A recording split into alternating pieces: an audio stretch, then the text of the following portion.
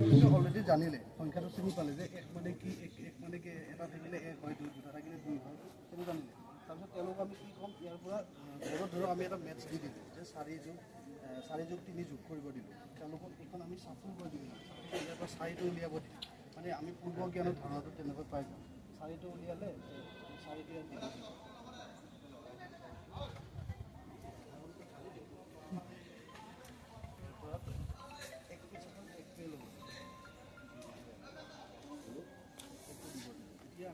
সিহঁতে এইটো মাৰ্বলটো খেলি দিয়ে এইটো চিনাকি বস্তু বাস্তৱ বস্তু গতিকে তেওঁলোকক ক'লোঁ যে 4 মানে তোমালোকক শিকাইছিলোঁ আগতে 4 মানে সংখ্যা 4 কেইটা মাৰ্বল হয় তেওঁলোকে ধুনীয়াকৈ 4টা লৈ ল'লে তেওঁলোকক মই এইফালে ভৰাই দিয়া আছিল এনেকৈ ধুনীয়াকৈ 2টা 3টা 4টা দি দিলে আকৌ এক মানে কিমান আছিলে তেওঁলোকক ক'লোঁ আমি কিমান আছিলে সেইটো ধাৰণাটো অলৰেডি তেওঁলোকে পাই আহিছে মানে এটা দি দিলে এতিয়া তেওঁলোকক মই কি ক'লোঁ যে তোমালোকে উলিয়াই আনা উলিয়াই আনি হাতত লৈ লোৱা লৈ লৈ হিচাপ কৰা কেইটা থাকে য'ত আছিল তাত থ'ব দিব হিচাপ কৰিব দিব 3 4